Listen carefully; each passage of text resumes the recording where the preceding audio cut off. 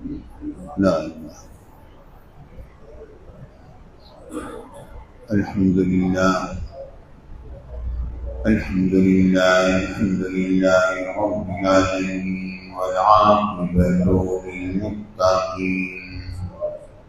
والصلاة والسلام على سيد المرسلين وعلى آله وصحبه وأهل بيته أجمعين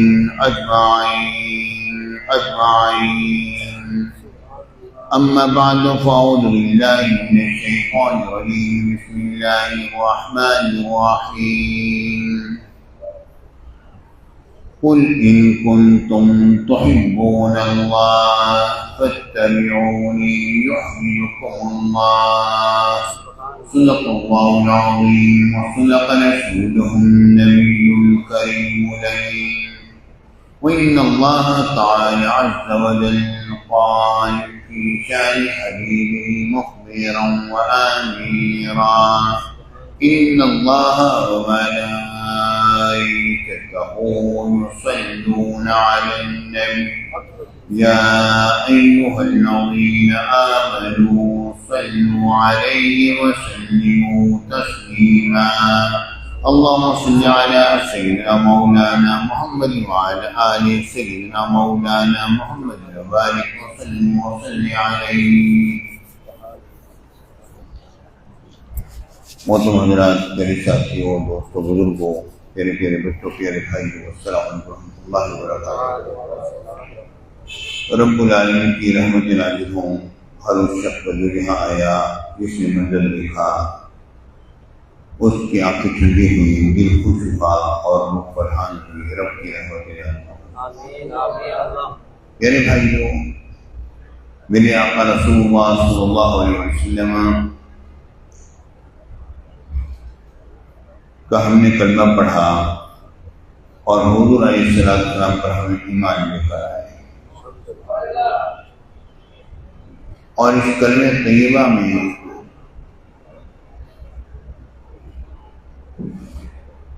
اس قدر اثر ہے جس کا اندازہ نہیں ہو سکتا.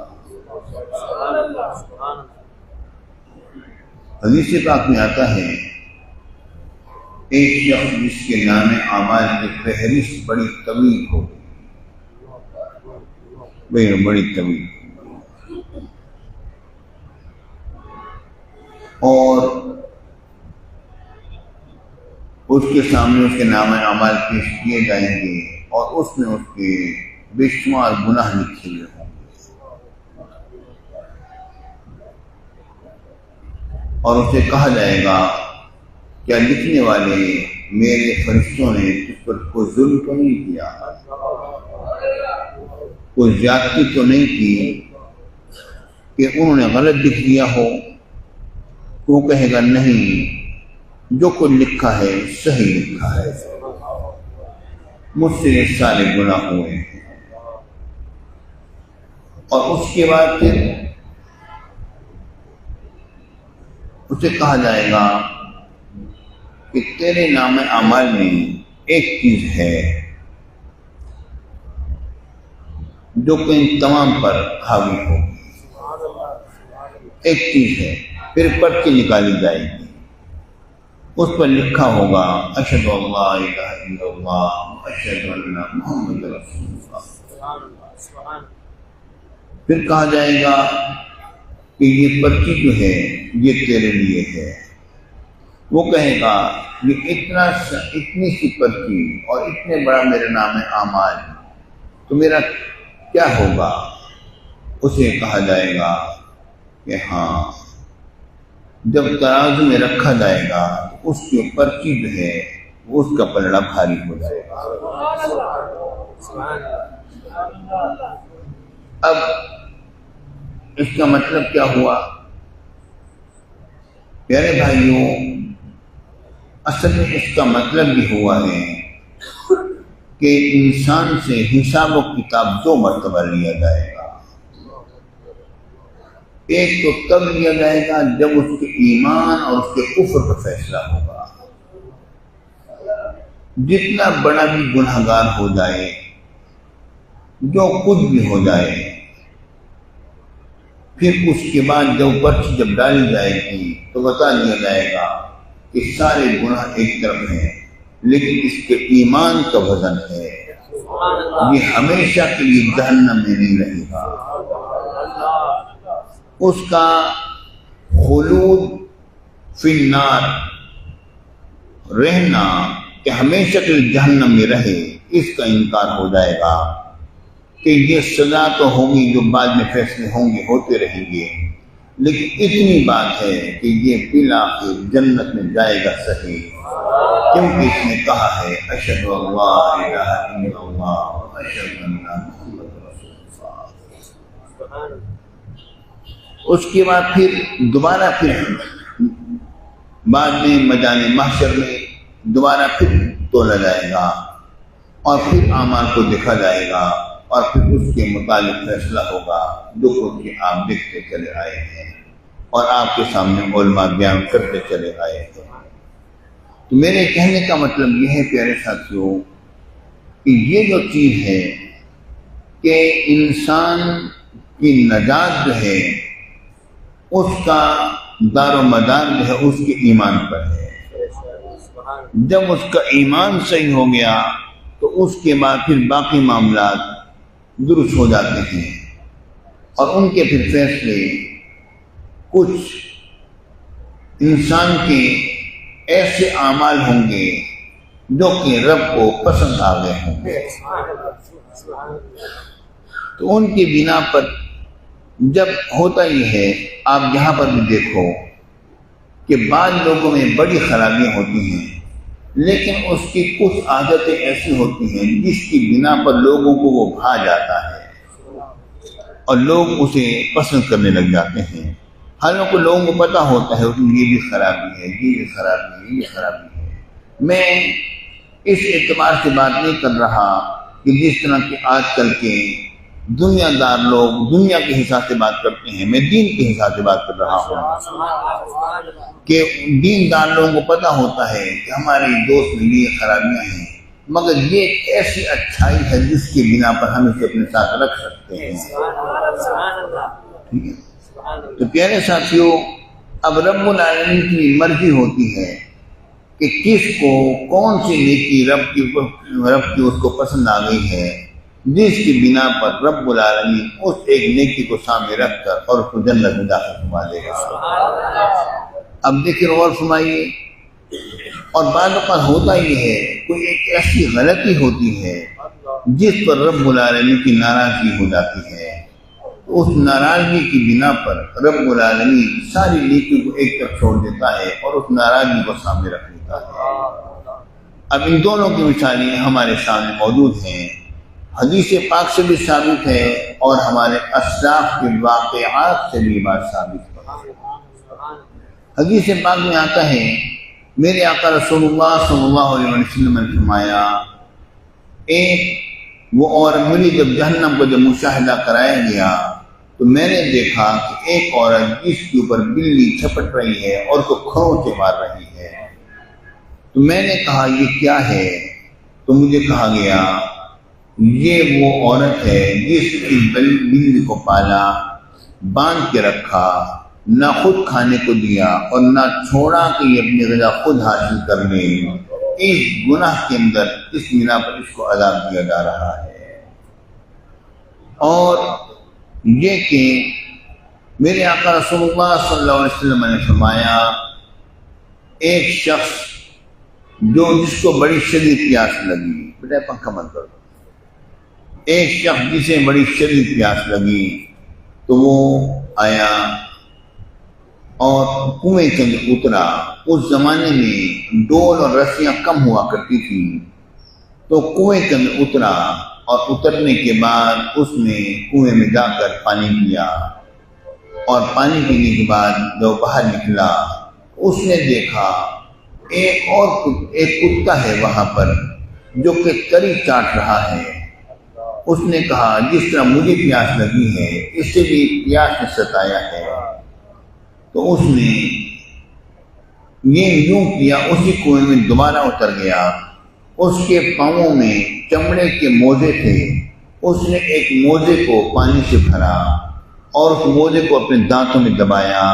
اور اس زمانے میں ظاہر ہے ایسی سیڑھیاں تو ہوتی نہیں تھیں اور نہ ہی ایسے معاملات ہوتے تھے، دیواروں کو پکڑ کے جس طرح کے کنویں بڑے بڑے بنا لیا کرتے تھے، لوگ نیچے اتر جائیں اور پھر آرام سے اوپر چڑھ جائیں، ایسا کنواں تھا کہ وہ دیواروں کو پکڑ کے موزے کو دانتوں میں دبا کر باہر نکلا، اور وہ پانی اس نے اس کتے کو دیا اور اس نے اس کو سیراب کیا۔ تو میرے آقا نے فرمایا اللہ رب العالمین کو اس کی ادا پسند آ گئی اور اسے رب نے جنت میں داخل کر دیا۔ یعنی بھائیوں، یہ رب کی رضا ہوتی ہے، رب کی ادا ہوتی ہے، پروردگار کس انداز میں بندے کو قبول کر لیتا ہے، اور بعض اوقات کسی بھی غلطی پر انسان کو کی پکڑ و گیر فرما لیتا ہے۔ اب دیکھیے غور کیجیے، میرے آقا رسول اللہ صلی اللہ علیہ وسلم و جمیع امت وسلم کی دونوں حدیث پاک بخاری شریف میں ہیں، اور امام بخاری کا اور امام غزالی کا وہ عظیم الشان واقعہ جو ہر سنی کی زبان پر جاری رہتا ہے کہ جب ان کا وصال پاک ہوا، وصال پاک کے بعد کسی نے ان کو خواب میں دیکھا، ان سے پوچھا کہ کیا ہوا؟ انہوں نے کہا کہ میری ساری نیکیاں کتابیں ایک طرف تھیں، مگر رب العالمین نے مجھے فرمایا اے میرے بندے، اے میرے غزالی، ایک مرتبہ تو ایک چیز تحریر کر رہا تھا اور تو نے اپنے قلم کے اوپر نوک پر دیکھا ایک مکھی جو ہے وہ غذا بھر رہی ہے اس سیاہی سے، تو یہ ادا مجھے تیری پسند آ گئی اور کہ تو نے میری مکھی کا خیال کیا ہے، آج میں تیرا خیال کرتا ہوں اور تجھے داخل جنت کر دیتا ہوں۔ تو پیارے بھائیوں، انسان میرے آقا رسول اللہ صلی اللہ علیہ وسلم نے فرمایا کہ انسان نیکی کرتا رہتا ہے، نیکی کرتا رہتا ہے، نیکی کرتا رہتا ہے، یہاں تک کہ اللہ اکبر۔ دیکھیں غور کریں، حضور علیہ السلام نے فرمایا کہ جب القلم وجرت المقادیر، قلم خشک ہو گیا اور تقدیریں جاری ہو گئی ہیں۔ صحابہ کرام نے کہ یا رسول اللہ افلا نتقی، حضور کیا ہم اسی بات پر بھروسہ کر کے نہ بیٹھ جائیں کہ تقدیر میں تو نہیں لکھا گیا وہ ہو کے رہے گا؟ حضور یہ بات ہے، تو حضور کیا ہم اس بات پر بھروسہ نہ کر لیں؟ میرے آقا نے فرمایا، یعنی گویا میرے آقا نے یوں فرمایا تم بھروسہ نہیں کر سکو گے، جس کے مقدر میں برائی لکھی ہے وہ برائی کی راہیں اس کے لیے آسان ہو جاتی ہیں اور وہ برائی کر کے رہتا ہے، اور جس کے مقدر میں اچھائی لکھی ہے اچھائی کی راہیں اس پر آسان ہو جاتی ہیں اور وہ اچھائی کر کے ہی رہتا ہے۔ دیکھیں غور کریں، تو یہ مطلب یہ ہے کہ جس کی قسمت میں لکھا ہے کہ مطلب کیا ہے کہ اللہ تعالیٰ لکھ دیا تو بندہ کیا کرے؟ پیارے بھائیوں، بات اصل یہ ہے کہ بندہ جو ہے اللہ تعالیٰ نے ہے اور رب نے وہی کچھ لکھ دیا ہے۔ اس پوری ایک بحث ہے جو یہاں پر چھڑنے کے قابل نہیں، آپ لوگوں کے سروں کو بچوں گزر جائے گی، جس کو میں نے 2-4 جملوں میں میں نے بیٹھ دیا ہے۔ تو مطلب میرے کہنے کا یہ ہے کہ اچھائی کرو گے تو اچھا صلہ ملے گا، اور برائی کرو گے تو برا صلہ ملے گا۔ کما تدین و تدان، جیسا کرو گے ویسا بھرو گے۔ جس طرح سے اب لوگ کر رہے ہیں اور لوگوں کو احساس ہی نہیں ہو رہا ہے کہ ہم کر کیا کچھ رہے ہیں۔ پیارے ساتھیوں، کاش کو لوگوں کو پتہ چل جائے کہ ہمارے اس جرم کی کتنی سزا ہے، تو صحیح بات کہتا ہوں لوگ اس سے بچ جائیں۔ لوگ اس پر یقین بھی رکھتے ہیں مگر پھر بھی شیطان کے چنگل اور نفس کے چنگل سے باہر نکل نہیں پاتے۔ انسان کے اپنے اندر ایک ایسا نفس ہے جو کہ اس کے نفسانی کی بنا پر اوپر رکھتا ہے، اور یہ کہ باقی ہر چیز بھلا دیتا ہے کہ میں کر کیا رہا ہوں۔ کاش کہ انسان اگر اپنے آپ کو دیکھیں اور سوچے کہ میں نے جو یہ کیا ہے کیا صحیح کیا ہے یا غلط کیا ہے، تو سارے کے سارے کام انسان جو ہے صحیح کرنے لگ جائے، لیکن انسان اپنے نفس کے ساتھ صحیح سلوک نہیں کرتا، اپنا محاسبہ خود انسان نہیں کرتا ہے۔ اگر انسان اپنے غلطی تو یقیناً انسان کو اس چیز کا پتہ چل جائے گا اور وہ پتہ چل جائے گا اس نے کہاں غلطی کی۔ لیکن اب تو ایک شخص جو ہے برائی کر کے برائی پر جری رہتا ہے اور نیکی کی طرف بڑھنا اپنے لیے عیب سمجھتا ہے۔ اب تو معاملہ یہی ہو گیا، پیارے بھائیوں صحیح بات کہتا ہوں، اب تو لوگوں نے اپنے اپنے انداز اپنا لیے، اور اگر لوگ اسلامی طریقے سے بیٹھ کے کھانا کھائیں تو اس کو اپنے معاشرے کے اندر لوگ اچھا نہیں سمجھنے لگے کہ یہ طریقہ تو آج کل کے تقاضے کے مطابق نہیں ہے، اگر اسلامی طریقے سے اپناتے ہو تو اس میں کیا مذائقہ ہے۔ اصل تو طریقہ وہی ہے جو اسلام نے دیا ہے، طریقہ کھانے کا وہی ہے جو میرے آقا رسول اللہ صلی اللہ علیہ وسلم نے کھانا کا فرمایا ہے، اسی انداز میں کھاؤ، اسی انداز میں بیٹھو، اسی انداز میں اٹھو، جس طرح کی میرے آقا کی سنتیں تمہارے سامنے پیش کی جاتی ہیں۔ صحیح بات کہتا ہوں، اسلام میں ہر طریقے میں بڑا وقار ہے اور انتہائی سکون ہے۔ مجھے میرے نوجوان نے مجھے کہا، کہنے لگا حضور میں دنیا کے اندر میں گیا اور دنیا میں کو میں نے بڑے قریب سے دیکھا، مجھے اس کی لذت بھی محسوس ہوئی لیکن مجھے قلبی سکون نہیں ملا۔ جب سے میں نمازوں کی طرف داخل ہوا، جب سے میں ذکر اذکار کی طرف آیا، وہ دنیا کی لذتیں تو جاتی رہی پر قلبی سکون مجھے میسر ہو گیا۔ اب میں بڑے اطمینان اور سکون میں ہوں، میں جہاں پر بھی ہوتا ہوں میں سکون میں ہوتا ہوں۔ اصل چیز یہ ہے پیارے بھائیوں، اگر آپ کے دل کو اگر اطمینان ہے اور آپ